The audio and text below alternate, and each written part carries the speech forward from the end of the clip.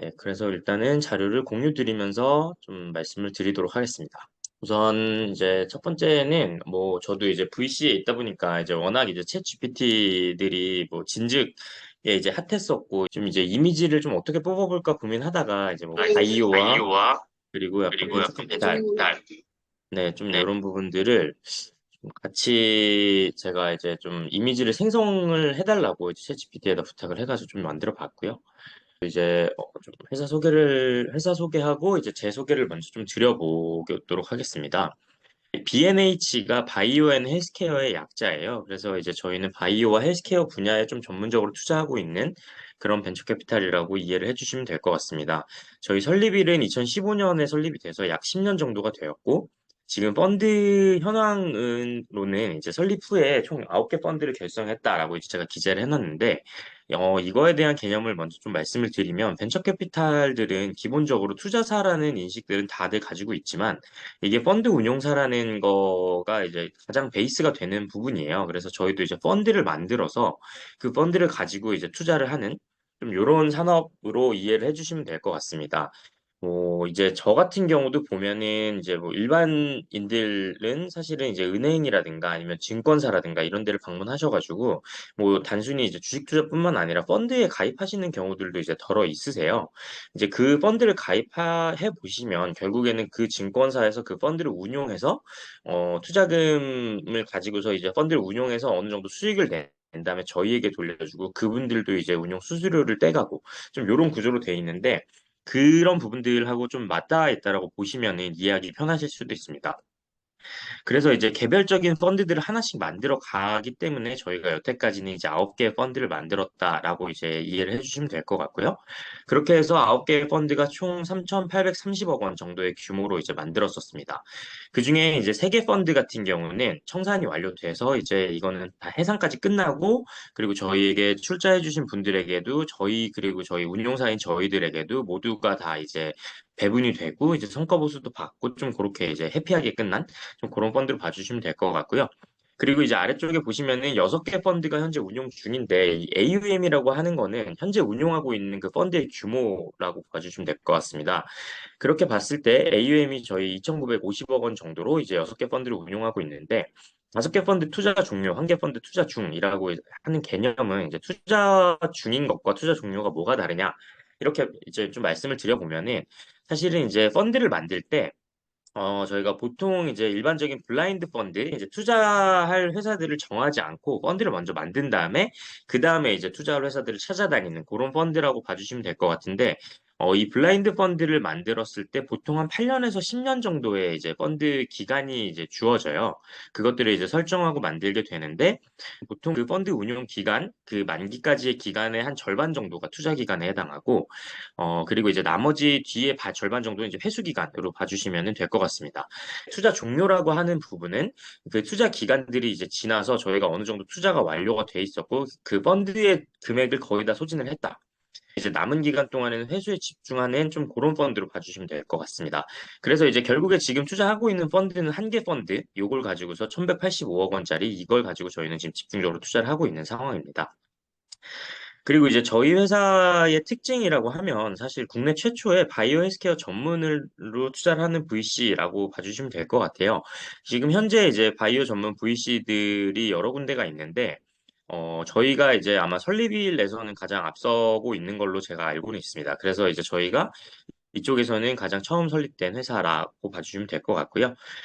과거에는 사실 시리즈 A부터 투자를 되게 많이 했었고, 요즘에는 이제 후기단에 있는 상장 직전에 있는 회사들에 대한 투자들도 많이 하고 있지만, 과거에는 초기 투자 이후에 밸류업, 회사의 그 가치 자체를 증가시키는, 올릴 수 있는 어떤 저희의 활동들, 그런 것들을 통해서 이제 IPO 상장까지 성공적으로 이제 완수했던 좀 그런 노하우들을 보유하고 있는 회사라고 봐주시면 될 것 같고, 그리고 마찬가지로 이제 그 상장을 잘 하면서 이제 회수를 했다라는 의미 자체는 이 트랙 레코드가 쌓인다는 얘기거든요. 이제 그렇게 되면은 이제 설립 이후에 지속적으로 높은 수익률을 달성한 기록도 가지고 있고, 저희의 그 이제 전문 인력들이 바이오 헬스케어에 어느 정도 전문성을 가진 분들로 구성이 되어 있어서 저희가 이쪽에는 좀 전문성 있게 투자를 할 수 있다라는 부분들이 저희의 강점인 것 같습니다. 그리고 이제 저에 대해서도 좀 간략히 말씀을 드리면, 원래는 제가 이제 고려대학교 생명공학부를 졸업을 하고, 졸업하기 이전에 이제 휴학을 하면서 변리사 자격증을 취득을 했었어요. 이제 저는 이제 좀 특이하게 변리사라는 직업을 좀 선택해보자라는 생각을 많이 했었고, 제가 이제 변리사 공부를 시작했을 때에는, 이제 변리사가 연봉 1이라는 그 기사가 나온 적이 있었습니다. 그래서 이제 저도 그걸 믿고 이제 공부를 시작했었는데 사실은 이제 그 기사가 어느 정도 데이터나 이런 부분들에서 좀 잘못 취합된 게 있었던 것 같아요. 그래서 이제 제가 이제 처음에 특허법인 하나라는 곳과 무한이라는 곳을 거쳐서 변리사 업무를 했었는데 한 3년 정도의 변리사 업무를 하는 동안 제가 생각했던 그 기사만큼의 연봉을 벌어들이기는 쉽지 않겠다는 좀 판단이 좀 들었었고 변리사가 업무 강도가 이제 좀 높은 편이었어요. 이제 저도 뭐 이제 미래를 위해서 뭔가 결혼이라든가 뭐 자녀 계획이라든가 이런 것들을 준비해야 되는 일정들이 있었고 그런 이제 강도 높은 업무를 수행하기가 제 개인적으로도 좀 힘든 부분들이 있어서 이제 국민은행으로 한번 이직을 했습니다. 여기서 이제 변리사 자격증을 활용해서 이직을 했는데 여기서 제가 했던 일들은 이제 여신이라고 하는 게 결국에 기업들이 대출을 받는 거거든요. 이제 대출을 받으려고 하면은 지금 사실 바이오 기업들이 상장하는 거하고 어떻게 보면 좀 궤가 맞닿아 있을 수도 있는데 이제 기술 특례 상장이라고 하는 저희의 바이오나 이런 부분들이 딥테크 기업들 상장을 할 수 있는 제도가 있어요. 이제 그 제도가 어떻게 보면 재무제표상으로 숫자가 조금 덜 나오더라도 이제 기술력을 보유하고 있으면 상장을 시켜주겠다고 하는 그런 제도들이 있는데 여신 쪽에서도 이런 부분들을 반영해야 된다는 움직임들이 예전부터 조금 있었습니다. 그래서 이제 바이오 기업들 같은 경우에는 이 TCB라고 하는 기술 평가를 받고 어느 정도 이제 신용 평가라든가 이런 부분에서 등급이 조금 미비하게 나오더라도 기술력에 대한 평가들을 별도로 해주고 그런 부분들이 이제 보완이 되면은 이제 대출을 받을 수 있도록 하는 그런 부서에서 제가 이제 보고서를 작성하고 그런 업무들을 진행을 했었어요. 이제 그렇게 이제 금융권에서 이제 제가 처음 발을 들이고 재무제표에 대한 공부들도 굉장히 많이 하고 이런 부분들을 많이 경험을 했었는데 결국에는 은행에서 하는 일이 이게 여신이라고 하는 대출 업무에 국한되어 있는 부분이었기 때문에 이제 여신을 해주려고 판단을 하다 보면 그 기업이 이제 그 채무의 상환 능력이 있는지가 되게 중점적으로 판단이 돼야 되거든요. 이제 그러다 보니까 제가 하는 업무들이 어느 정도 고착화된다는 인식이 제 스스로도 있었고, 이제 그런 부분들에서 제가 이제 좀 더 유의미한 일을 해보고 싶다라는 생각들이 강해져서 이제 VC로 진입을 하게 되었습니다. 이제 아래쪽에 보시면은 이제 진입 동기 이런 부분들이 이제 자아 실현의 꿈이라고 하는 게 조금 더 액티브하게 좀 다이나믹하게 돌아가는 일들을 해보고 싶다라는 좀 이런 부분들이 저의 개인적인 니즈와 좀 맞닿아 있었던 부분이었고요. 그리고 이제 여신하고 다르게 이제 벤처 캐피탈이라고 하면은 사실은 이제 투자업에 해당하기 때문에 이 투자를 통해 가지고 좋은 성과들을 내면은 성과 보수를 받음으로써 저희가 어느 정도 돈을 벌 수 있다라는 그런 희망도 있었기 그 부분에 대한 목표는 지금도 여전히 저에게는 유효한 목표라고 봐주시면 될 것 같습니다. 그래서 이제 저희는 VC가 보통 인력 구성이 어떻게 되는지 좀 이런 부분에 대한 말씀을 드리면서 저희 회사의 구성을 좀 말씀을 드리려고 하는데요. 보통 이제 벤처 캐피탈이라고 하면은 제가 아까 말씀드렸던 것처럼 뭐 몇천억, 크게는 진짜 큰 데들은 막 조 단위의 그 운용 자금들을 이제 가지고 있으면서 사실 인력 구성으로 보면 어느 정도 이제 소수 생각보다 그렇게 많은 인력이 이제 여기에 참여하고 있지는 않아요. 이제 그런 부분들이 결국에는 이제 소수 정예로 운영이 되어야 되는 좀 그런 산업 특성을 가지고 있다라고 봐주시면 될 것 같습니다. 그래서 이제 한 명 한 명들이 결국에는 맨파워가 되게 중요한 부분이 되고 그렇기 때문에 이분들이 각각의 어떤 역량을 가지고 있고 어떤 네트워크를 가지고 있고 좀 이런 부분들이 되게 유효하게 작용하고 그리고 이제 채용을 할 때에도 마찬가지로 좀 이런 부분들이 굉장히 작동을 많이 합니다. 저희 대표님은 이제 화학공학과를 졸업하신 다음에 지금까지 이제 투자 경력으로만 여기 이제 나와 있는 장표로만 보셔도 27년 정도를 넘게 이제 투자 사이드에만 많이 계셨고 대부분이 VC에 계셨어요. 이제 굉장히 초창기에 기술보증기금에 잠깐 계셨던 거 빼면은 이제 25년 정도를 거의 이제 VC 쪽에 이제 몸담고 계시고 그리고 이제 좌측 상단에 보시면 저희 이제 강진수 전무님 같은 경우는 박사로 환경 독성학 좀 전공을 하시고 그리고 NIH에서 포스트 닥터 그리고 CJ 미래경영연구원 이런 직장을 거치시면서 주요 네트워크로도 이제 국내 학계나 연구소 아니면은 제약회사 좀 이런 부분들에 대한 네트워크를 가지고 계시면서 이제 저희 회사의 전무로 지금 근속을 하고 계십니다. 그리고 우측에 보시면 김진섭 전무님 같은 경우는 회계사세요. 통일 회계법인 이후에도 투자 경력은 굉장히 많이 가지고 계시고 이제 아무래도 회계사 출신이시다 보니까 숫자 보는 부분에 있어서 남들보다 조금 더 강하시고 좀 이런 부분들의 장점이 있고요. 그리고 이제 좌측 하단에 저를 말씀을 드리면 말씀드렸던 이제 제가 변리사 출신이다 보니까 이제 IP 특허 쪽에 대해서도 저도 이제 강점을 가지고 있지만 이제 제가 은행에서 수행했던 그 TCB라고 하는 현재 이제 바이오 기업들이나 이런 기술 특례 상장을 통해 가지고 상장을 하려고 하는 기업들이 기술성 평가라는 걸 받아야 하는데 이 기술성 평가가 제가 이제 경험했던 기술 평가랑 같은 뿌리에서 시작했던 평가 모델이기 때문에 이런 부분들도 제가 이제 파악을 하는데 조금 더 용이하게 회사에 기여를 하는 좀 그런 쪽으로 봐주시면 될 것 같습니다. 그리고 이제 마지막으로는 저희 송민철 이사가 올해 이제 합류를 해서 산업은행 출신이고 그리고 이제 CFA라고 국제금융 관련된 자격증 굉장히 따기 어렵습니다. 이 자격증을 가지고 있는 지금 저보다도 투자 경력 자체는 더 오래됐고 지금 저희는 이제 심사역 측면에서는 5명 이렇게가 이제 돌아가고 있는 구조입니다. 네. 그리고 이제 저희 회사의 이제 주요 포트폴리오가 어떻게 구성되어 있는지, 결국에는 VC들도 여러 군데 회사들에 투자를 하기 때문에, 포트폴리오를 잘 짜는 게 되게 중요해요.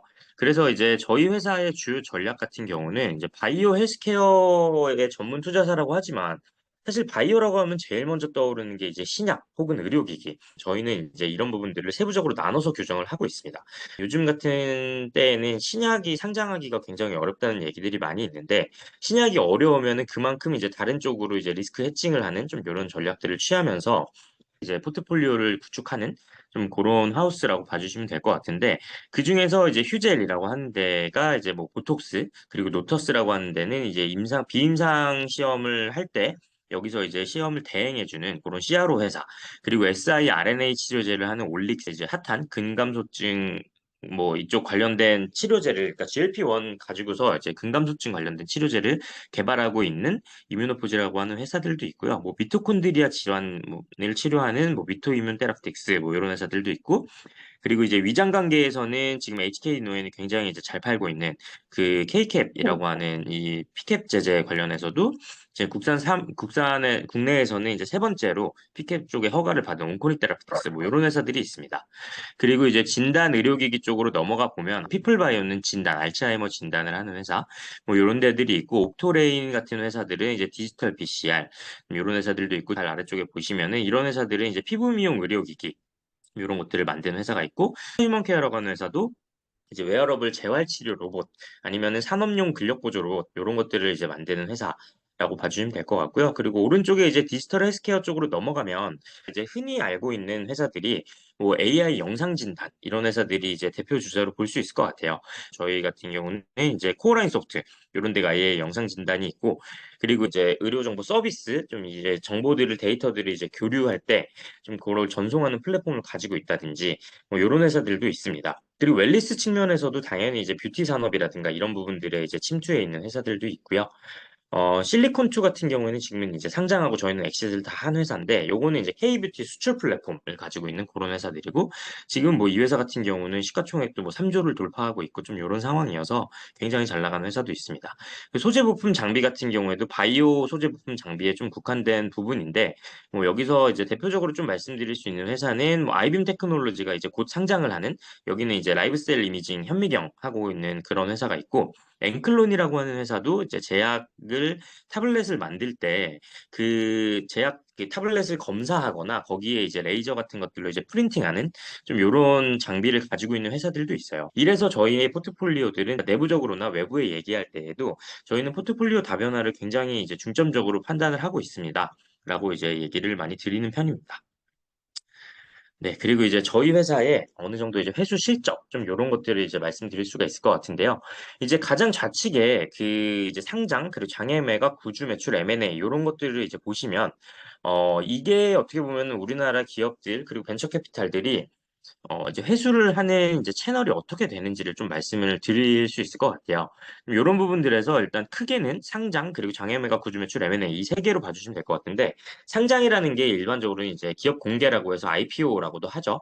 이제 그 상장 트랙으로는 실적 기반의 일반 상장을 하는 좀 그런 트랙이 있고, 그리고 아까 말씀드렸던 것처럼 이제 재무적으로 실적이 조금 미비하기는 하나 기술력이 우수한 기업들 같은 경우는 기술특례 상장이라는 제도를 통해 갖고 상장을 하기도 합니다. 그리고 이제 저희가 일반적으로 알고 있는 저희가 주식을 공개적으로 거래할 수 있는 대표적인 시장이 코스피, 유가증권 시장하고 그리고 코스닥 이 두 개가 있는데 코넥스라고 하는 시장도 있어요. 그래서 이제 코넥스는 이 두 개 시장보다는 조금 더 접근성이 이제 제한이 돼 있고 그리고 시장 규모도 더 작고 이런 시장이긴 한데 여기에서 먼저 상장을 해놓고 이제 유동성을 어느 정도 확보를 한 다음에 그 다음에 이전을 해서 상장하는 방식. 그렇게 이제 상장을 할 수가 있는데, 이전 상장 같은 경우에도 뭐 코스피나 코스닥에 바로 상장하는 것보다는 조금 더 이제 낮은 허들로 상장할 수 있는 그런 혜택들이 있긴 있습니다. 다만 이제 코넥스 같은 경우는 이제 그 수급이라든가 이런 부분들이 코스피나 코스닥에 비해서 좀 부족하기 때문에 이제 기업 가치를 유지하기 어려운 좀 그런 단점도 있긴 있어요. 그리고 이제 아래쪽에 보시면 스펙 합병이라고 하는 게 이게 결국 주식 인수 목적의 페이퍼 컴퍼니를 증권사에서 설립을 해서 만든 다음에 그거를 먼저 상장시켜 놓고 거기서 이제 저희 기업들을 인수하는 방식 좀 이렇게 이해를 해주시면 제일 좋을 것 같습니다. 그래서 저희는 지금까지는 이제 상장 측면에서도 굉장히 다양한 루트로 이제 회수를 한 좀 그런 이력을 가지고 있고 그리고 아래쪽에 보시면 장외 매각하고 구주 매출 이 두 가지를 좀 설명을 드려보면 장외 매각 같은 경우에는 회사가 이제 상장을 했어요. 주식을 좀 굉장히 지분율이 굉장히 높은 비율로 들고 있다라고 하면 그거를 이제 시장 코스닥이나 코스피가 열렸을 때 장에서 저희가 그 주식을 한 번에 던진다 시장가로 던진다라고 하면은 그 시장가가 이제 호가창에서 쭈르륵 긁혀서 내려가면서 주가가 이제 하방으로 완전 떨어지게 되거든요. 그렇게 되는 것들을 이제 좀 방지하기 위해서 장이 닫혔을 때 그 장의 그 주가에 영향을 주지 않기 위해서 그 블록들이라고 하는 방식으로 거래를 하게 되고 좀 이런 부분들이 대표적인 장외 매각 방식에 해당이 됩니다. 그리고 구주 매출 같은 경우에는 아까 제가 이제 설명드렸던 것처럼 저희가 이제 펀드라는 개념이 있고 그 펀드에는 만기라는 개념이 있다라고 말씀을 드렸었어요. 근데 이제 저희가 어떤 회사에 투자를 했는데 펀드 만기가 다가오고 있어요. 그러면은 저희도 이 회사가 상장을 하거나 M&A라든가 좀 이런 엑싯이 좀 명확하게 보이지 않는다. 라고 했을 때에는 저희가 선택할 수 있는 현실적인 방안이 이 구주를 저희가 가지고 있는 이 구주라고 하는 게 기존에 발행된 주식이에요. 저희 같은 기관들이 가지고 있는 이런 주식들을 다른 기관에 파는 거죠. 대신에 이제 팔 때에는 비상장인 상태로 당연히 웬만하면 팔게 되고 저희가 상장만큼의 밸류가 안 나올 수 있으니까 이제 어느 정도 할인을 해서 파는 게 일반적입니다. 저희 펀드 만기를 대비하기 위한 구주 매출 방안이 있고 아니면은 펀드 만기가 꼭 아니어도 저희가 어떻게 보면 리스크 해칭을 위해서도 이제 구주를 파는 방법도 있고 뭐 여러 가지 사정들로 구주를 파는 뭐 니즈들은 당연히 있습니다. 그리고 이제 아래쪽에 있는 M&A라고 하는 거는 인수나 합병 좀 이런 부분을 통해 가지고 저희가 엑시트할 수 있는 전략들이 있는데 뭐 대표적으로는 인수를 저희가 이제 인수를 당한다라고 보면은 그 인수를 하는 그 기업에다가 저희가 가지고 있는 주식을 파는 방법도 있고 아니면은 이제 뭐 포괄적 주식 교환이라고 해서 저희가 투자한 기업의 주식과 그리고 이 기업을 인수하거나 합병하려고 하는 기업과 주식을 다 포괄적으로 교환하면서 이 합병을 하는 회사 쪽으로 주식을 다 옮기는 방법이 있어요. 그렇게 되면은 저희는 이제 피인수 되는 회사의 주주였지만 이게 이제 그 절차들이 모두가 완료되고 나면은 인수한 쪽의 회사의 주주로서 남아있게 되기 때문에 좀 이런 식으로 이후에 이 회사가 상장사라면 바로 주식을 팔 수 있는 경우도 있고 비상장사라면은 이 회사가 이제 상장 가능성이 높으면 그걸로 이제 상장을 시킨 다음에 뭐 저희도 투자금을 회수하는 좀 그런 방법들도 있습니다. 그중에서 저희가 이제 대표적으로 가장 이제 국내 시장에서는 가장 대표적으로 이제 저희가 1순위로 고려하는 게 당연히 상장이에요. 상장을 하고 나면은 이제 저희가 이제 주식 시장에서 거래가 되기 때문에 저희가 그 이후에는 가지고 있던 주식들을 주식 시장에서 파는 좀 이제 분할해서 팔기도 하고 뭐 그런 전략들을 많이 취하고는 있습니다. 그래서 이제 저희는 요 정도로 이제 다변화된 좀 이제 회수 실적을 가지고 있다라고 봐주시면 될 것 같고요. 저희 회사에 대한 소개는 좀 요 정도로 이제 마무리를 드리고, 벤처 캐피탈이 과연 좀 어떻게 굴러가는 곳인가, 어떻게 이제 산업 구조가 어떻게 형성이 돼 있는가, 좀 먼저 말씀을 드려보도록 하겠습니다. 이제 벤처 캐피탈이라고 하면은 이제 약 한자로는 이제 VC라고도 많이 하죠. 이제 VC들은 이제 과연 뭐 하는 데냐라고 이제 물어봤을 때에는 초기나 아니면 성장 단계의 스타트업 대부분이 이제 비상장에 투자를 하는 게 가장 기본 골자라고 봐주시면 될 것 같습니다. 여기가 물론 이제 상장사에 투자를 할 수도 있고 뭐 여러 가지 투자 전략들이 있는데 벤처 캐피탈이라고 정의가 되면 가장 기본적으로는 이제 스타트업에 투자를 하는 금융 자본이라고 봐주시면 될 것 같아요. 그러면서 이제 벤처 캐피탈이 대외적으로 가장 인식이 되는 건 하이 리스크 하이 리턴 이런 투자 방식을 고수한다 이런 부분들을 이제 많이 들어보셨을 텐데 이것도 어떻게 보면은 투자 기업의 단계 중에서 어디에 투자를 하냐에 따라서 이게 하이 리스크가 될 수도 있고 로우 리스크가 될 수도 있고 좀 그렇게 나눠져 있어요.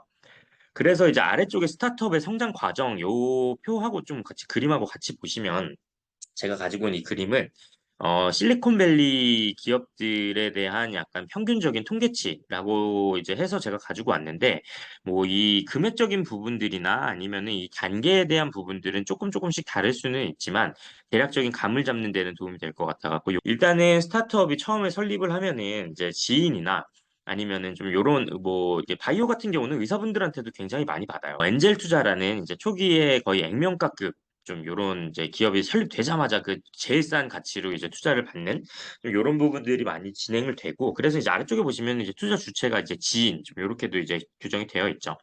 그 다음에 이제 한 단계가 이제 진행이 되고 나면은 그 자금이 투입돼서 어느 정도 세팅이 좀 되고 하다 보면 시드 투자라고 하는 부분들이 조금 이루어져요.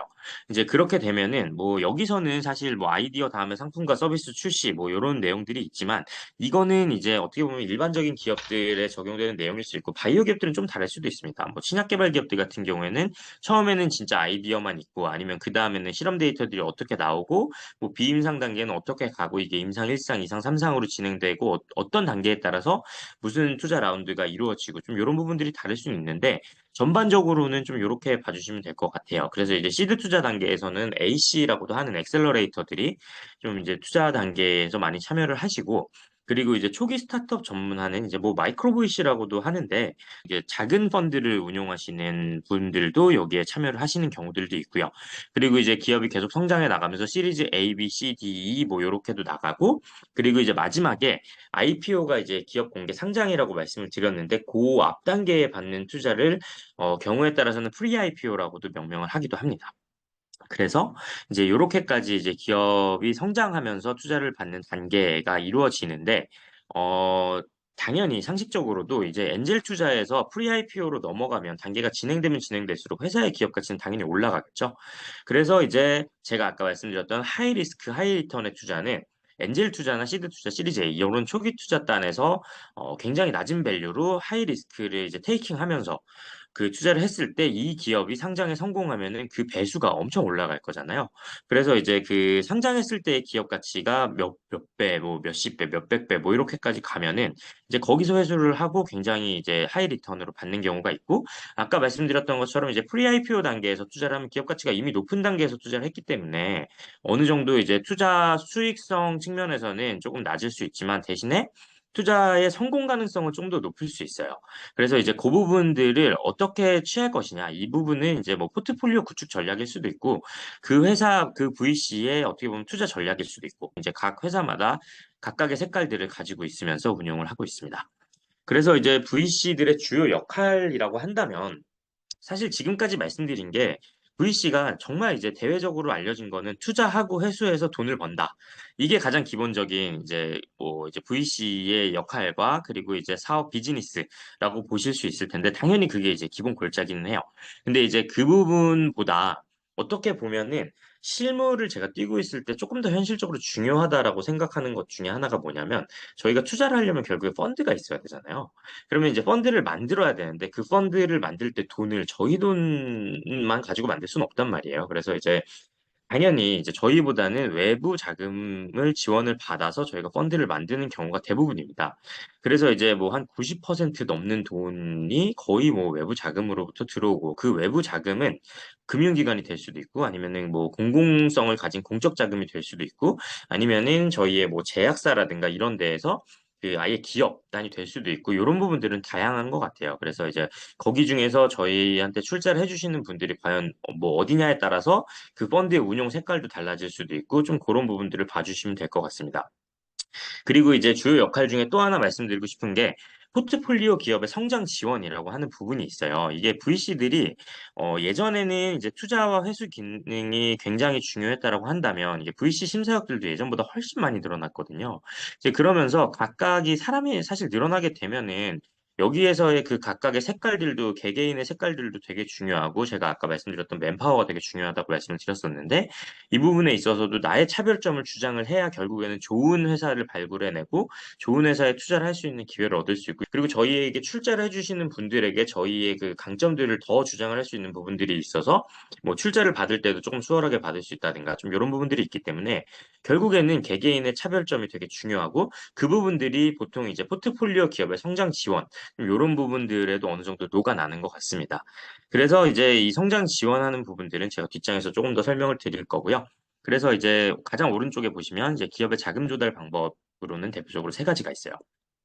가장 좋은 건, 첫 번째, 영업 활동을 통한 매출이 발생하고 이게 만약에 영업이익과 당기순이익까지 귀결된다라고 한다면 사실은 돈을 버는 회사이기 때문에 상장을 안 해도 되는 좀 그런 회사들이 이제 나타날 수도 있죠.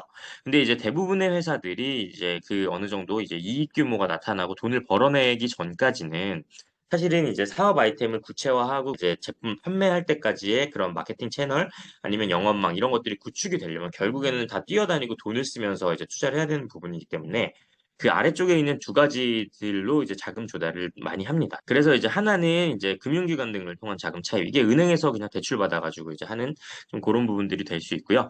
그리고 이제 아래쪽은 저희 같은 이제 투자자들에게 투자를 유치하는 좀 이런 방법들이 있습니다.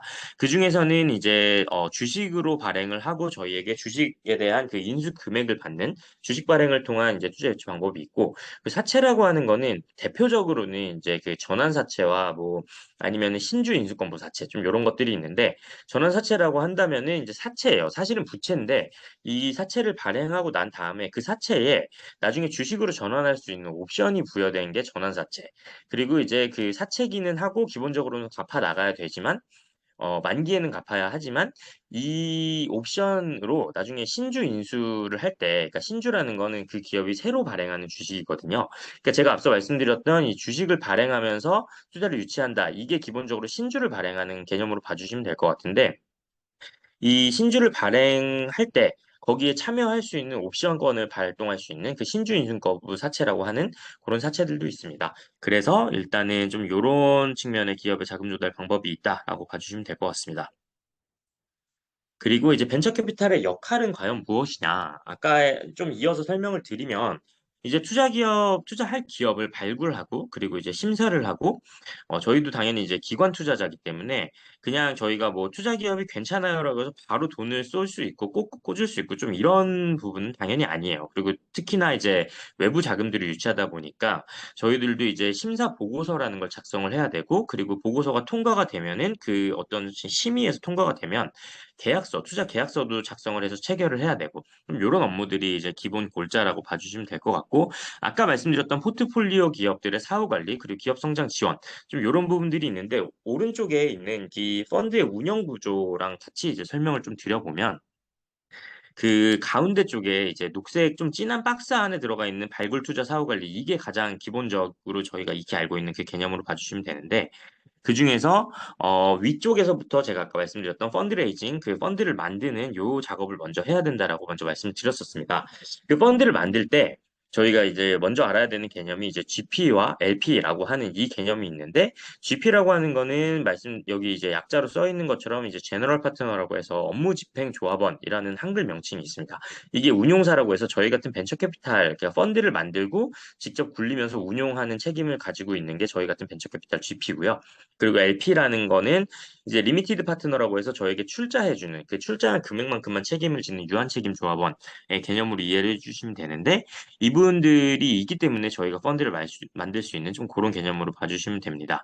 그렇게 해서 펀드를 만들고 저희가 발굴 투자 사후 관리를 한 다음에 회수를 하고 회수를 했을 때에는 저희가 그 회수를 몇 배를 벌었다라고 하면은 그거에 대해서 수익금이 생기고 그 수익을 분배해주고 하면서 LP분들한테도 저희의 수익금을 돌려드리고 저희도 어느 정도 이제 성과보수의 일정된 퍼센트를 그 수익을 돌려드렸던 거 일정 퍼센트를 저희도 잘했다라는 이제 개념으로 이제 성과보수를 받는 좀 그런 이제 비즈니스 이렇게 산업 구조는 가장 기본적인 건 요겁니다. 그래서 저희가 아까 말씀드렸던 이제 사후 관리 측면에서의 이제 중점적인 부분들이 이제 기업의 밸류업 결국에는 이제 기업 가치를 증진시키고 이런 부분들을 지원을 해야 되는데 이제 이 심사역마다 출신들이 다 다르기 때문에 이 성장 지원을 할 수 있는 역량들도 다 달라요. 뭐 대표적으로는 이제 뭐 은행 출신이다라고 하면은 은행 출신의 심사역 분들은 본인이 있던 그 은행과의 연계를 통해 가지고 뭐 자금 대출을 지원해 준다든가 뭐 이런 부분들을 할 수도 있을 것도 같고 그리고 이제 제약회사 출신의 심사역이라고 한다면은 그 제약회사와 어떤 저희의 뭐 의료기기 기업이 됐든 아니면 신약개발 기업이 됐든 이게 파트너십을 맺어가지고 저희의 뭐 라이센싱 이제 기술 이전을 한다든가 아니면은 뭐 의료기기 기업 같은 경우에는 이 어떤 회사와 여기에 이제 매출 계약을 맺게 해준다든가 좀 요런 아니면은 이제 더 나아가서는 이제 이런 부분들이 시너지가 더 이제 드라마틱하게 나오면은 이제 인수합병까지도 노려볼 수 있는 좀 이런 부분들을 지원할 수도 있고 이런 부분들이 전반적으로 이제 뭐 다들 역량이 다른 부분들이 이렇게들 작동을 하면서 이제 기업의 가치가 점점 올라가게 됩니다. 그러면서 이제 기업들이 하나 둘의 마일스톤을 달성하면 성과가 올라갈 때 기업 가치가 올라가고 그러다 보면은 저희도 이제 VC 심사역들끼리도 점점 이제 네트워크를 계속 하고 있기 때문에 저희가 이제 기업을 성장시키게 되면은 그 이후에 다음 펀드를 또 받아야 될 때가 올 거잖아요. 그럼 이제 그렇게 왔을 때 저희가 다른 VC에 이 회사를 밸류업을 시킨 다음에 소개를 해줄 수도 있고 그러면서 이제 투자를 받을 수 있도록 지원해 줄 수 있는 좀 이런 부분들도 있고 그래서 이제 다각적으로 지원을 하게 되는 좀 이런 모양을 갖추고 있습니다. 그래서 이제 VC를 흔히 이제 뭐 종합예술이다라고도 이제 얘기를 많이 하고 그러다 보니까 저 같은 경우도 이제 원래는 이제 IP와 이제 뭐 기술평가 이런 쪽에 강점을 가지지만 이런 부분들에서도 저도 이제 다른 분들이 가진 강점들을 조금 더 이제 습득을 해나가고 이제 배워나가면서 지원을 해줘야 되기 때문에 어떻게 보면은 이제 계속해서 배울 수 있는 좀 직업이기도 한 것 같아요. 그렇게 하고 난 다음에 이제 엑시트 전략 수립 및 회수, 언제 엑시트를 할 거고, 그리고 언제 어떤 가치가 됐을 때 팔 거고, 이런 것들에 대한 계획도 어느 정도 있어야 되고, 그리고 그 아래에 보시면은 결국에는 이런 부분들이 다 이제 중요하게 작동하기 위해서는 다양한 네트워킹 및 정보 스프레드이라고 하는 부분이 저는 제일 중요한 것 같아서요. 그래서 이제 이 네트워킹이라는 게 결국에는 위쪽에 그 투자 기업을 발굴하거나 아니면은 사후 관리할 때에도 어떤 네트워크를 가지고 있냐. 뭐 이런 것들에 따라서 이제 제가 어떻게 보면은 이제 역량을 어떻게 펼칠 수 있냐가 결국에 이 네트워크와 저의 정보, 접근성 이런 것들에서 기인하는 거기 때문에 평소에도 이제 VC 심사역들이 이런 네트워킹을 하기 위해서 굉장히 많이 발로 뛰고 다닙니다. 그래서 이제 늘 뭐 점심 저녁 할 거 없이 뭐 굉장히 바쁜 나날들을 보내고 있고요. 그렇게 보시고 이제 아래쪽에 보시면 벤처 캐피탈 리스트가 됐을 때 여기서 이제 필요한 역량이 과연 무엇일까라고 이제 저도 이제 고민을 많이 해봤고 이렇게 봤을 때에는 아무래도 이제 재무적인 부분에 대해서도 이제 어느 정도 볼 줄 알아야 되는 좀 그런 역량들이 이제 필요하기도 하고 그러다 보니까 이제 재무적인 재무 분석 능력 그리고 이제 시장에 대한 리서치 좀 이게 분석을 스스로 하는 것도 중요하지만 어떻게 보면은 이제 이런 분석 역량을 가지고 있는 사람을 통해서 어떤 이제 인사이트를 받을 수 있는 능력 그런 것들도 되게 중요하고 그게 이제 아래쪽에 네트워크랑도 또 맞닿아 있는 거겠죠. 그래서 이제 네트워크를 보유하고 있는 게 스타트업에 대한 네트워크가 될 수도 있고 아니면 투자자 아까 말씀드렸던 VC 심사역 그리고 이제 출자자 이거는 펀드를 만드는 관점에서 출자자분들을 알고 있다면 이제 저희가 펀드를 만들 때 돈을 끌어오는 측면에서는 굉장히 강점이 될 수 있겠죠. 그리고 산업계 같은 경우에도 지금 현재 되게 핫한 토픽이 뭐고 좀 이런 부분들에 대한 약간 네트워크를 활용할 수 있는 부분들, 학계도 마찬가지입니다. 그리고 이제 그런 부분들을 결국에는 잘 해내기 위해서는 커뮤니케이션 능력이 되게 중요한 것 같아요. 그래서 명확하고 간결한 의사소통 능력, 상대방이 원하는 게 과연 무엇인지를 캐치하는 능력, 그리고 이제 그분들이 원하는 것들을 주고 내가 원하는 것들을 취하기 위해서는 어떤 전략을 취해야 될 것인가, 내가 원하는 걸 얻어내기 위해서는 과연 어떻게 접근해야 될까, 이런 부분들에 대해서도 되게 커뮤니케이션 능력이 많이 필요하고, 저도 사실은 VC에 들어와서 이 부분에 대해서 고민하는 시간이 제일 많은 것 같아요. 그래서 이제 뭐 어떤 이벤트들이 발생했을 때 이거를 어떻게 접근을 해야 될까? 이게 가장 효율적으로 하려면 어떻게 접근해야 될까를 고민하고 그 다음에 일을 벌리는 좀 요런 뭐 프로세스로 많이 업무를 진행하고 있습니다. 네.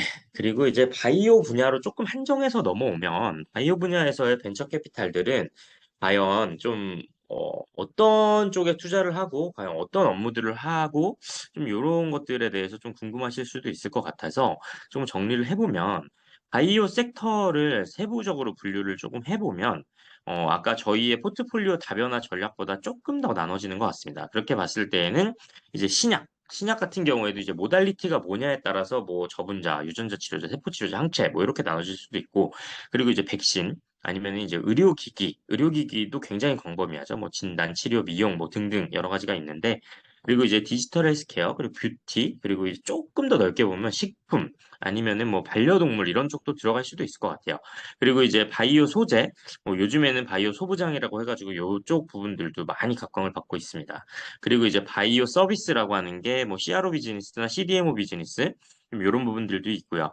그리고 바이오 섹터의 투자 핫토픽이라고 제가 따로 좀 정리를 해보면 요즘 같은 경우에는 신약에서는 뭐 한 재작년쯤부터였나요? 약물 접합체에 해당하는 ADC가 엄청나게 여전히 지금도 인기는 많습니다. 그리고 이제 GLP-1을 위시한 비만 치료제들 일라일리나 노보노디스크 이런 데들이 이제 굉장히 고공행진을 하면서 이제 비만 치료제 요 두 개가 굉장히 핫토픽이 됐고 그리고 작년 연말에 이제 크리스퍼 치료제 하나가 이제 승인을 받으면서 이제 이쪽도 굉장히 이제 좀 각광을 받게 되었고 그리고 이 메쉬 치료제 쪽으로도 이제 저희가 마드리갈이 이제 허가를 한번 받으면서 여기도 이제 생각보다 이제 더 이상은 정복 불가능한 영역이 아니다.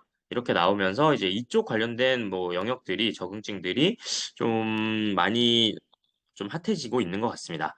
의료기기는 뭐 우리나라가 사실 제일 잘 나가죠. 이거는 피부 미용 의료기기들이 글로벌 PE라든가 이런 데에 여기저기 인수가 된다는 뉴스들도 있고 실적들도 계속 이제 뭐 서프라이즈 나고 이러면서 굉장히 뭐 고공행진, 주가도 고공행진을 하고 있고 뷰티 쪽으로 좀 넘어가 보면 화장품이 요즘에 되게 좋아요. 그래서 이제 화장품들이 실적들이 되게 잘 나오면서 아까 저희 그 엑시탄 포트폴리오 중에 이제 K뷰티 수출 플랫폼이라고 하는 실리콘2가 뭐 저희가 엑시트했을 때보다도 훨씬 더 높은 밸류를 유지하면서 지금 이제 3조를 넘어가고 있는 좀 그런 현상을 보이고 있습니다.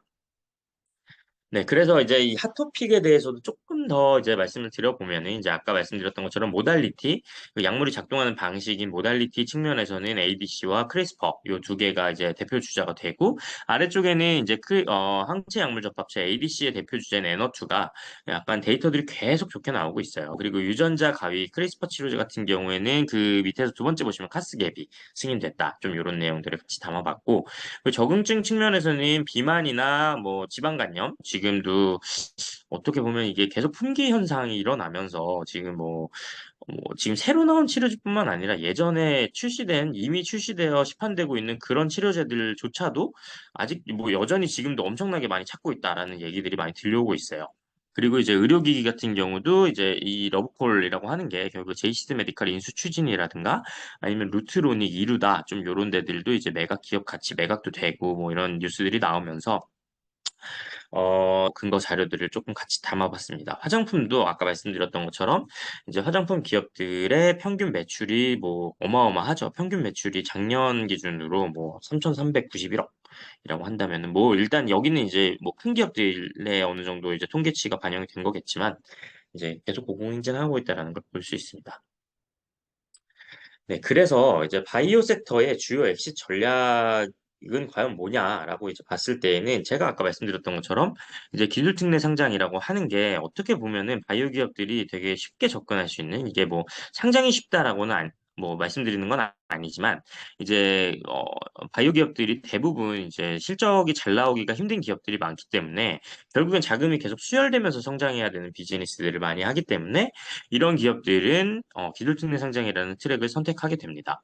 그렇게 봤을 때에는 제가 네모박스 안에 쳐드린 것과 그리고 위쪽에 그 구분해서 일반 기업하고 기술성장 기업 요 두 개를 같이 보시면 일반 기업 같은 경우에는 수익성과 매출액 기준과 뭐 등등 숫자가 많이 찍혀 있죠. 뭐 시총이라든가 아니면은 뭐 실적이라든가 이게 어느 정도 이상 나와야 그러니까 기업 결국에는 경영성과와 시장평가 좀 이런 부분들이 어느 정도 이상의 숫자가 찍혀야 이제 상장할 수 있는 요건들이 이제 충족되는 반면에 오른쪽에 기술 특례 상장을 이제 선택하는 기술 성장 기업 같은 경우에는 이런 요건들이 굉장히 많이 면제가 돼요. 대신에 이제 그 여기 볼드체와 밑줄 쳐져 있는 것처럼 전문 평가 기관의 기술 등의 기술 평가 여기 등급 결과가 두 군데에서 일단 기본적으로 받아야 되는데 여기서 A 등급하고 트리플 B 등급 이상을 받으면 왼쪽에 있는 일반 기업들의 요건들은 면제를 해주고 기술성 평가라는 평가를 통과를 하게 되는 겁니다.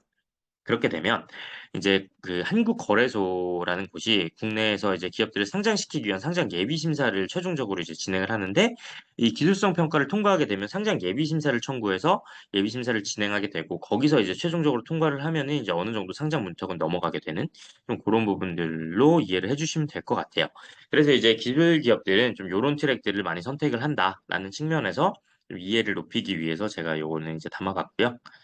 장부터는 벤처 캐피탈에 대한 산업 동향과, 그리고 더 넘어가서 이제 더 뒷장에서 쭉 말씀드릴 만한 부분들은 이게 바이오 쪽에 한정해서 봤을 때에는 요즘에 VC가 어때요? 좀 이렇게 물어봤을 때 그거에 대한 답변을 좀 어느 정도 드릴 수 있을 만한 장표들을 좀 넣어봤습니다.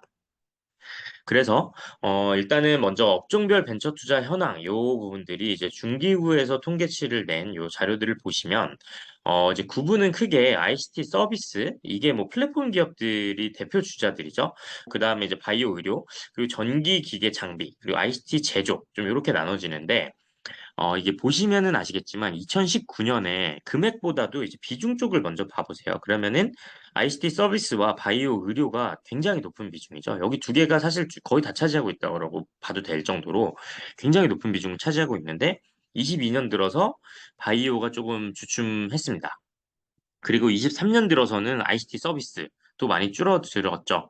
그러면서 이제 전기 기계 장비 뭐 이게 약간 소부장 영역이 될 수도 있고 한데, ICT 제조도 마찬가지고 이런 부분들이 많이 떠올랐어요. 그러니까 소부장이라고 하는 거는 결국에는 그런 소부장의 국산화라는 이슈가 이게 약간 정부에서도 많이 미는 좀 이 산업 분야가 됐고, 그렇기 때문에 이들이 많이 떠오르기도 했지만, 이제 ICT 서비스가 뭐 어떻게 보면 약간 플랫폼 기업들이 돈을 많이 쓰는데 생각보다 벌어들이는 건 별로 없다라는 좀 이제 인식들도 많이 이제 팽배해지고, 바이오도 마찬가지로 이제 신약 개발 기업들은 좀 그런 인식들이 많이 이제 증가를 하면서 뭐 상장사들도 이제 생각보다 실적이 많이 안 나오고 좀 이런 이벤트들이 발생을 하면서 이제 투자 비중도 많이 줄어들었어요.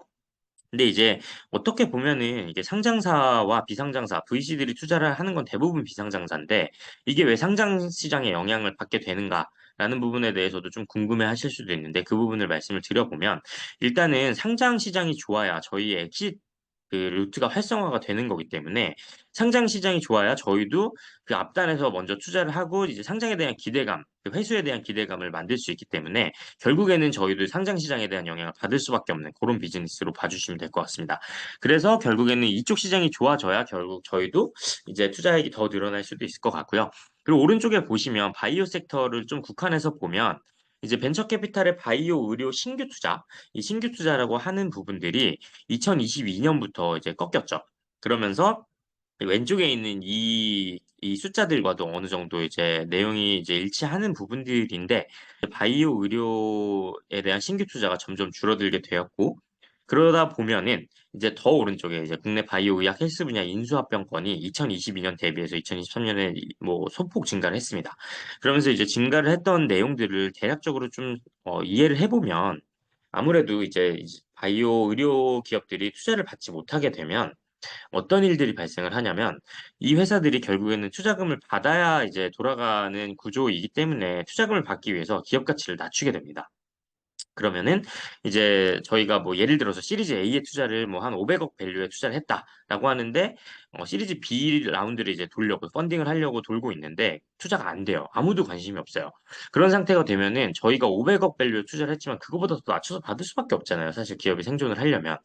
그거보다 밸류가 낮아지기 때문에 이 인수합병을 하는 주체 입장에서도, 그러니까 인수합병을 하면은 보통 뭐 제약회사나 이런 기업들, 좀 아니면은 의료기기 회사들 이런 데서들, 뭐 글로벌 회사들 좀 이런 데서, 뭐 아니면 국내의 그 대형 기업들 이런 데서 인수에 대한 이제 관심을 보일 수도 있는데, 이제 그런 기업들이 이 펀딩을 못 받아서 밸류를 점점 낮춰가는 이 기업들에 대해서, 그 회사의 아이템은 진짜 관심이 있는데 밸류가 너무 비싸서 우리는 인수를 못 하겠어요. 좀 이런 의견을 가지고 있었을 수도 있잖아요. 그러면 이제 밸류가 떨어지면 이 회사들, 그러니까 인수를 하려고 이 회사들을 보고 있던 그런 주체들도 밸류가 싸졌네? 그러면 우리 이 회사 인수해가지고 우리 하나의 사업부로 편입을 시키든 자회사로 두든 이렇게 하면서 우리의 시너지를 한번 만들어 볼까요? 라고 해서 인수를 하게 되는 경우들이 덜어 생기게 됩니다. 그렇게 되기 때문에 2022년 대비해서 2023년에 M&A 케이스가 조금 더 증가했다라고 봐주시는 게 가장 이해하기 편할 것 같아요. 그렇게 해서 바이오 섹터는 지금은 어쨌든 좀 어려움을 겪고 있다. 24년도 마찬가지입니다. 그래서 지금 좀 이런 부분들이 있고, 그리고 이제 벤처 캐피탈의 산업 동향에 이어서 말씀을 드리면, 아까 말씀드렸던 이제 특례 상장 현황을 좀 보시면, 제가 이제 빨간색으로 박스 쳐서 이제 표시해 드린 부분들이, 이제 바이오로 묶을 수 있는 부분들이에요. 이 아래쪽에 그 법례 쪽을 보시면, 신약 개발, 체외 진단, 의료기기 제조, 기타 바이오. 요것들이 이제 바이오로 묶이는 영역인데, 2018년에 보시면 빨간색 박스가 뭐 거의 한 3분의 2 정도를 차지하고 있을 정도로 뭐 이제 이때가 이제 기술특례 상장이 굉장히 활성화가 많이 돼 있던 2015년부터 이제 기술특례 상장이 많이 활성화가 돼 있는데 2018년까지들도 이런 기조들은 많이 이어졌었습니다. 그래서 이제 뭐 한때는 기술특례 상장이 결국 바이오들을 위한 뭐 이제 제도 아니냐 아니면 바이오 축제다 뭐 이런 얘기들까지 많이 나왔는데 2023년의 통계를 보시면 이게 굉장히 많이 줄었잖아요. 이제 그래서 늘어난 데들을 보시면 소부장, 소재부품 장비, 그리고 뭐 여기가 제일 많이 늘었고, 그리고 이제 소프트웨어 회사들 좀 일부, 이런 부분들이 늘고 바이오는 굉장히 많이 줄어들게 된 이런 부분들이 될 것 같습니다. 그리고 이제 벤처 투자 오른쪽에 보시면 벤처 투자의 침체 원인과 그리고 이거를 좀 바이오에 접목시켜 갖고 같이 이제 좀 설명을 드려보면 일단은 이제 특례 상장에 좀 영향을 많이 미치게 된 부분들도 있어요. 그게 이제 작년에 팹리스 기업인 파두라고 하는 이제 사태가 터졌는데 이게 이제 뭐 증권 신고서를 제출할 때에는 향후에 뭐 바로 다음 분기라든가 좀 요런 데들이 이제 실적이 되게 좋을 거다라고 이제 제출을 해가지고 상장을 했는데 막상 상장을 하고 나서 까놓고 보니까 거의 이제 실적이 절벽이 된 그런 케이스가 있었거든요. 근데 이게 문제가 뭐냐면 기술 특례 상장에서 이제 기술력이 좋고 이제 이런 부분들에 대해서 너네 이거 매출 낼 수 있다면서 이 부분에 대해서 입증을 너네가 그렇게 해놓고 막상 상장을 시켜주니까 이제 이 부분들이 다 거짓말이었네? 이런 부분들이 거래소나 이제 정부에서도 안 좋게 바라보게 된 계기 시발점이 됐었어요. 그러면서 이제 기술 특례 상장 제도 자체가 조금 어느 정도 문제가 있는 것 같다라는 좀 문제인식들이 많이 이제 부각이 됐었고 이제 그런 부분들이 이제 바이오 기업들에도 거꾸로 영향을 미치게 됐습니다. 저희 입장에서는 사실 이제 파두는 이게 어떻게 보면은 반도체 회사고 이제 바이오랑은 관련 없는 거 아니냐라고 저희 입장에서 사실 좀 억울한 면도 없지 않은데 이게 사실은 이제 기술특례 상장이라고 하는 제도에 대해서 의구심을 가지게 되는 계기가 됐다 보니까 이제 기술특례 상장을 높은 비중으로 이제 시도를 하게 되는 바이오 기업들이 영향을 받을 수밖에 없었던 것 같아요. 그리고 아래쪽의 뉴스를 보시면 이게 제가 꽤 오래전에 캡처를 한 거기는 한데 지금도 이게 여전히 이제 진행이 되고 있는 것 같아요. 특히나 최근에 뭐 미국에서 지금 누가 대통령이 되느냐에 따라서도 이제 이 부분이 이슈가 조금 더 이제 계속해서 이제 매크로 경제에 영향을 미치는 부분이긴 한데 이제 금리 인하가 사실 빠르면은 올해 뭐 한 진짜 낙관적으로 보는 분들은 올해 상반기에도 얘기를 했었고 뭐 그렇게 됐었지만 이제 뭐 중로는 제가 이제 어느 정도 뭐 이제 자료들을 봤을 때 어느 정도는 이제 하반기나 연말 정도쯤에는 금리 인하가 이제 미국에서부터 시작이 될 거다라는 전망들을 보시는 분들도 꽤 많았는데 최근에는 이것도 밀릴 수 있다라는 좀 얘기들이 많이 나오고는 있는 건 같습니다. 그래서 이제 이런 금리가 결국에는 이제 금융시장에 미치는 영향들이 굉장히 이제 타격이 크기 때문에 이제 금리 인하가 안 되게 되면은 저희의 자금 조달도 점점 어려워질 수도 있고 좀 그런 부분들이 결국에는 벤처 투자의 침체를 이끌어내는 이런 원인들이 또 하나가 작용하고 있는 것 같고요. 그리고 이제 또 이거는 우리나라 가장 밑에는 이제 우리나라에 좀 국한된 얘기인 것 같긴 한데 우리나라의 금융시장은 되게 다른 나라들이랑 조금 다르게 부동산 경기가 영향을 많이 미쳐요. 그러니까 이게 우리나라 이제 뭐 가계대출이나 이런 부분들도 부동산 내 집 마련의 꿈을 위해서 좀 이게 가계대출을 받은 것들도 있고 아니면 기업들도 부동산 PF라고 해서 프로젝트 파이낸싱이라고 해서 이 건물을 짓거나 어느 부동산 개발을 할 때 이 대출을 받아가지고 아니면 파이낸싱을 통해 가지고 좀 이렇게 자금을 끌어오는 이런 비즈니스들이 많이 있다 보니까 결국에는 이게 굉장히 많은 자금이 들어가 있고 이게 언론에서도 빵빵 터트리는 좀 그런 부분들이기 때문에 이 부분들이 이제 부동산 PF가 지금 뭐 계속 시한폭탄이다라는 얘기가 있거든요. 뭐 이게 언젠간 터질 거다라는 얘기가 있어서 이 부분들에 대한 이제 불안정성, 좀 이런 부분들도 우리나라 경기에 전방위적으로 좀 영향을 미치는 것 같습니다. 뭐 당장에는 지금 벤처 투자 시장이 뭐 드라마틱하게 좋아질 거다 이런 인식은 누구도 가지고 있지는 않은 것 같아요. 네. 그리고 이제 결국에는 이제 그래서 뭐 벤처 캐피탈이 뭐 계속 안 좋을 거냐 약간 이렇게 보면은 뭐 계속 안 좋을 거라고 생각하면 제가 여기서 이 자리에서 이렇게 뭐 발표를 하고 있지도 않겠죠. 이게 저는 이제 좋아질 거라는 희망을 가지고 있고 그거에 대한 어느 정도의 이제 근거들이 있기 때문에 그런 부분들을 어느 정도 좀 말씀을 드려보려고 합니다. 그래서 이제 벤처 캐피탈의 미래 전망적인 측면에서 일단은 긍정적인 부분들을 조금 더 말씀을 드려보면 상장사들에 대한 일단은 상장을 시켜줬는데 실적이 안 나와. 이거는 조금 별개로 약간 비상장 기업들이 생각보다 펀더멘탈, 그러니까 기업의 가치를 이제 올리는 약간 기업의 그 근본적인 자산 가치, 좀 이런 것들이 많이 좋아지고 있어요. 그러니까 예전에는 기술 특례 상장에 대한 이제 허들도 지금보다는 조금 더 낮았을 수도 있고, 이제 지금보다 조금 더 이제 덜 빡빡한 기준으로 이제 검증이 된 회사들이 이제 상장을 했다고 하면은 요즘 같은 경우에 상장이 어렵다는 건 결국은 더 높은 허들이 적용되는 거기 때문에 지금 이제 상장을 위해서는 예전보다 더 많이 준비를 해야 된다는 것들에 대한 인식들이 현재 이제 바이오 섹터의 대표님들한테는 많이 이제 장착이 되어 있습니다. 그래서 이제 제가 아래쪽에 이제 이 기재해드린 요 헤드라인의 뉴스들은 이제 상장사 기준의 이제 딜들이지만 최근에 뭐 이제 굉장히 이제 비상장사 측면에서도 글로벌 뭐 MNC라고 하는 그 뭐 사노피 아니면 J&J 뭐 머크 등등의 이런 일라이릴리 이런 회사들의 직접 라이센싱하는 국내 바이오텍들도 굉장히 많아졌고요, 예전보다는. 그래도 이제 굉장히라고 표현하기에는 많지 않을 수 있는데, 예전보다는 훨씬 많아지긴 했습니다. 그래서 이제 그 부분들이 좋은 실적들로 이제 보답이 되는 것 같고, 이분들이 이제 계속해서 그 이제 BD라고 하는 이 사업 개발 이쪽 이제 성과들을 계속 내주시면은, 바이오 기업들도 결국에는 이제 개미들이나 아니면은 이제 그 거래소, 한국 거래소, 그리고 금감원에서 보는 그런 부정적인 색안경들을 벗는데 훨씬 더 많은 도움을 주지 않을까 싶기도 해요. 그리고 또 이제 우리나라 같은 경우는 보면은 이게 당연한 얘기인 건데, 고령화, 그리고 삶의 질 향상, 뭐 이런 이유들로, 어떻게 보면은 이제 이쪽 의료 시장 쪽에서 페이를 할 수 있는 좀 그런 유인들이 예전보다는 좀 더 늘어나고 있는 것 같거든요. 뭐 건강관리라든가.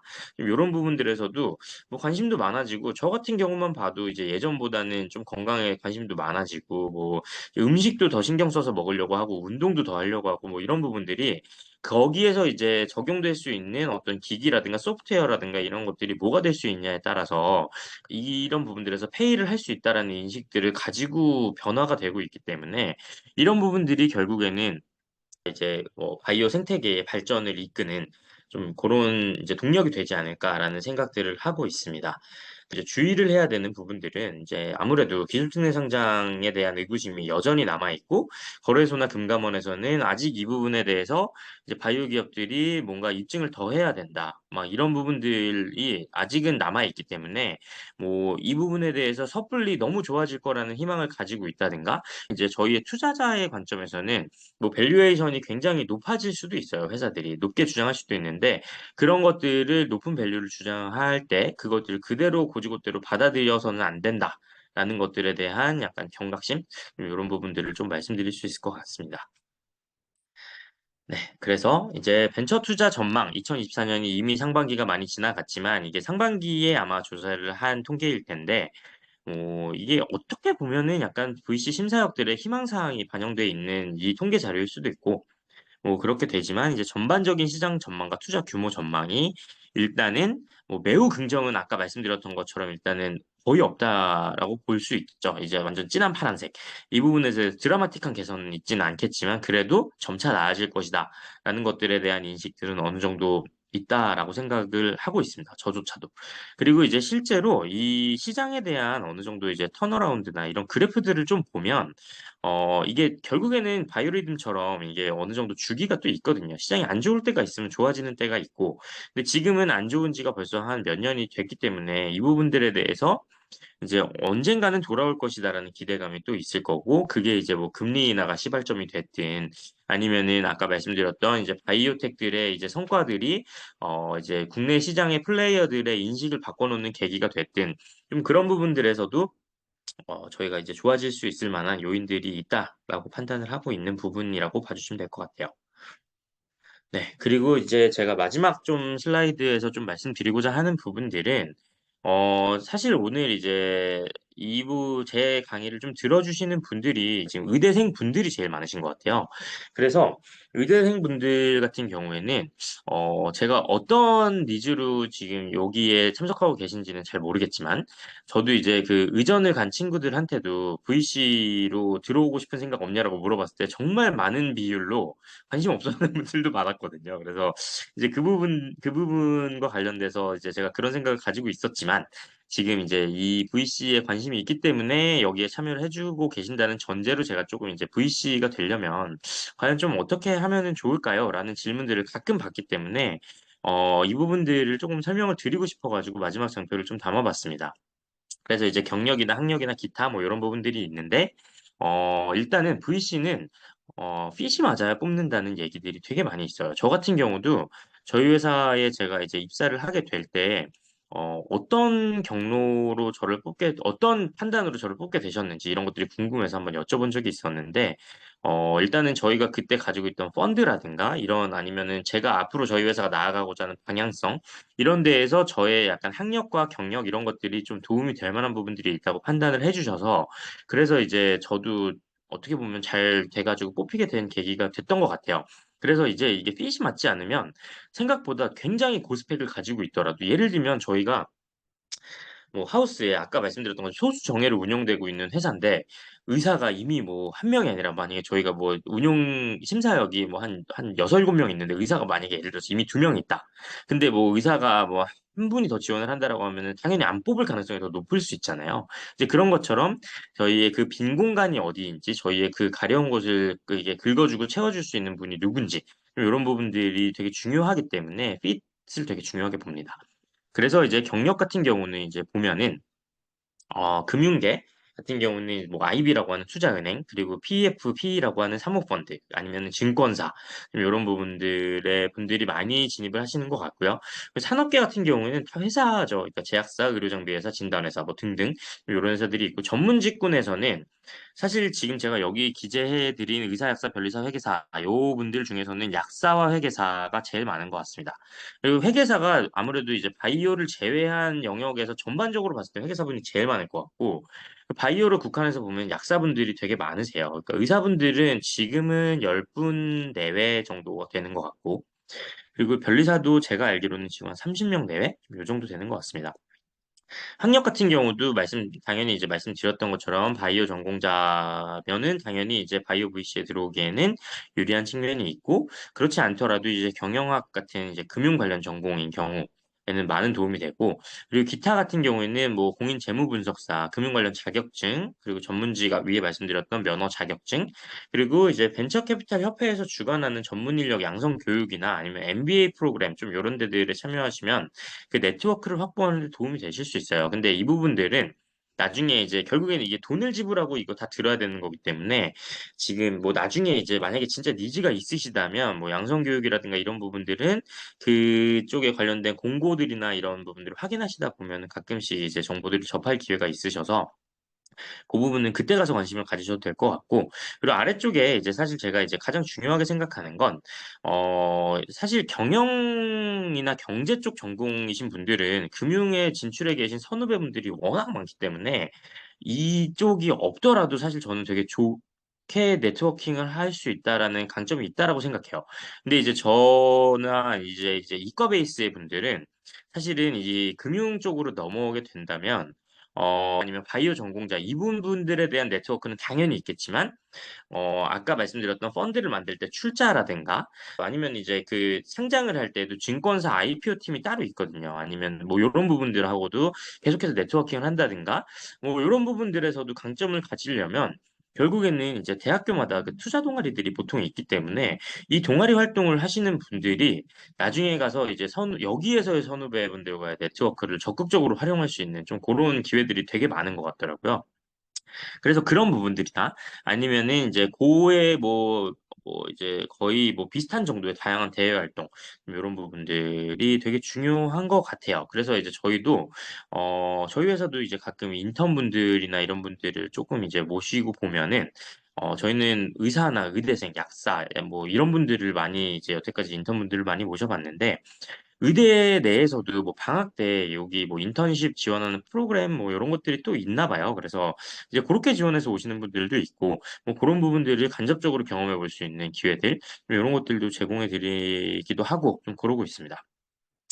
그래서 저희도 이제 뭐 나중에 만약에 뭐 오늘 들으시는 분들 중에서 좀 필요하시다면은 뭐 나중에 이제 이쪽에 관심이 있으시다면 뭐 인턴십이라든가 이런 부분들에 대해서 좀 지원을 해보셔도 좋을 것도 같고 그리고 저희가 지금 또 이제 약사나 의사 쪽에 주니어 심사역을 또 채용하고 있기 때문에 혹여나 지금 주변의 선배들이나 이런 분들 중에서 추천을 해주셔도 좋을 것 같습니다. 그리고 이제 이 우측에 보시면 장점과 VC의 장점과 단점이 조금 극명하게 나눠져서 이 부분에 대해서 조금 말씀을 드릴 수 있을 것 같아요. 뭐 이제 의사분들도 사실은 어떤 전공을 선택하냐에 따라서 이게 좀 뭐 이제 라이프 스타일이 바뀔 수도 있고 좀 그런 부분들이 있지만 이제 벤처 캐피탈의 장점이라고 한다면은 이 투자를 하고 나서 성과를 내면은 그 성과에 대한 보수를 받을 수 있는 이 성과 보수가 생각보다 그 회사에서 이 나눠주는 비중이 높다라고 한다는 전제하에 말씀을 드리면 생각보다 좀 한 번에 벌어들일 수 있는 수익이 좀 되는 것 같아요.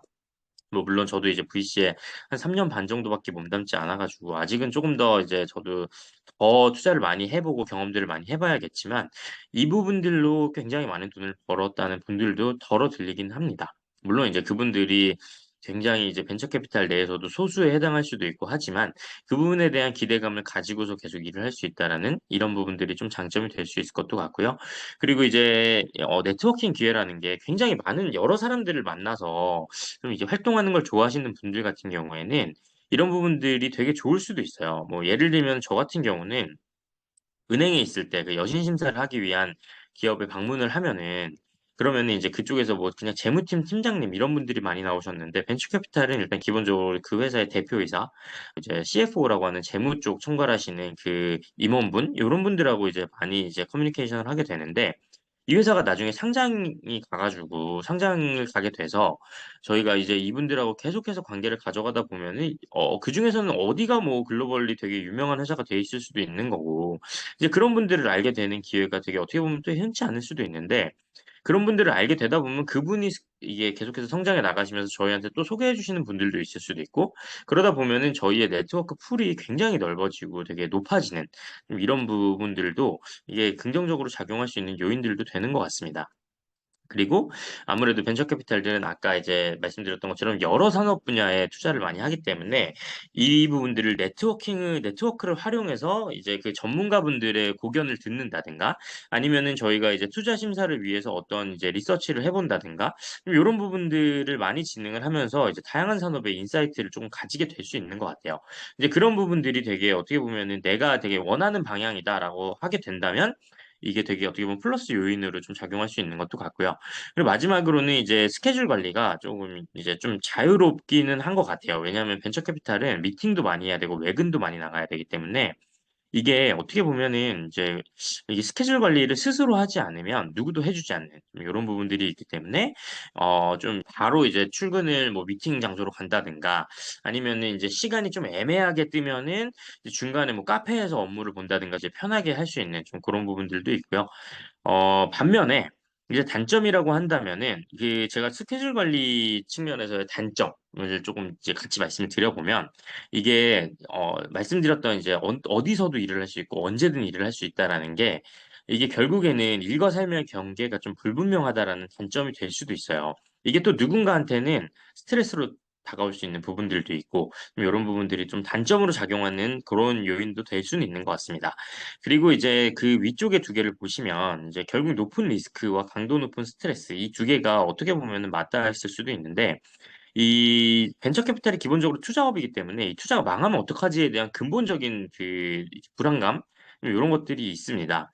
그래서 이제 그런 부분들이 어떻게 보면 이 생각을 갉아먹기 시작하면 아니면은 어떤 투자했던 기업들이 실제로 망가져가는 게 이제 눈에 보이기 시작하면 이게 생각보다 굉장히 높은 스트레스로 다가와요. 그래서 이제 그런 기업들이나 아니면은 이제 사후 관리를 하면서 기업과의 커뮤니케이션을 할 때 기업과 이제 투자자와의 이해관계가 달라가지고 이게 뭐 어떻게 보면은 이렇게 마찰을 빚게 되거나 이런 일들이 있을 때 결국 또 사람을 상대해야 되는 일이기 때문에 그러면은 저희가 대응을 하는 방법이라든가 이런 부분들에서 원하지 않는 일들을 해야 되는 경우들도 있고 이런 부분들이 생각보다 맞지 않는 분들에게는 엄청나게 많은 스트레스로 다가오는 일들도 있습니다. 그래서 이제 그냥 단순히 나이스 가이만으로는 살아남기는 좀 쉽지 않은 것도 같아요. 그래서 이제 그런 부분들이 이제 들어오고 나면은 이제 좀 감안해야 되는 좀 리스크 포인트라고 보시면은 될 것 같습니다. 그래서 제가 이제 오늘은 조금 이제 개론 측면과 같이 좀 이제 전반적으로 VC가 작동하는 방식에 대해서도 말씀을 드리고 싶었지만 결국에는 벤처 캐피탈이 요즘 현황이 어떻냐에 대해서도 같이 말씀을 드리고 싶었기 때문에 좀 이런 부분들을 같이 좀 아울러서 말씀드릴 수 있는 좀 그런 자리를 마련해 봤고요. 그렇게 해서 일단은 저희가 말씀드릴 수 있는 부분은 좀 여기까지로 정리를 해드릴 수 있을 것 같고 뭐 지금 자리에서 궁금하신 부분이나 이런 부분들을 질문 주셔도 되고, 뭐 개인적으로 연락을 주셔도 저는 이제 충분히 성실하게 답변을 드릴 거고요. 그런 부분들에서 이제 저도 최선을 다해서 이제 좀 답변을 드릴 수 있도록 하겠습니다.